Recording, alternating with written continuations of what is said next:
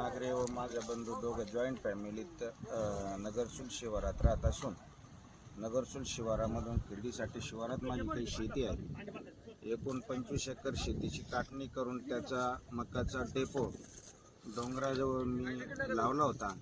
मकाला भाव नसल्यामुळे काही दिवसाने भाव वाढल्यानंतर ती काढू आणि ती विकू असं नियोजन असताना रात्री कोणी अज्ञाताने शेजारी बसून दारू पिऊन ती मका पेटवून दिली आणि माझं 20 लाख रुपयापर्यंत 20-25 लाख रुपयाचं नुकसान केलं।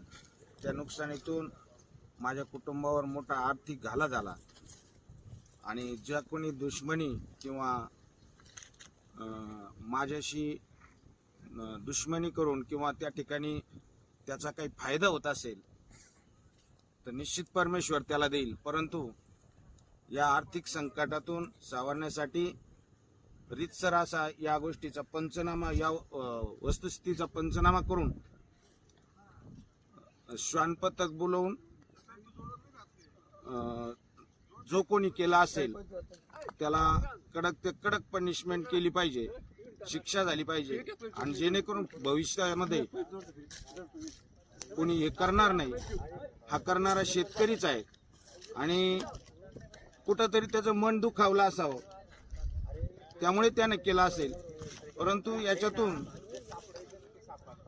त्याचा काही फायदा नाही।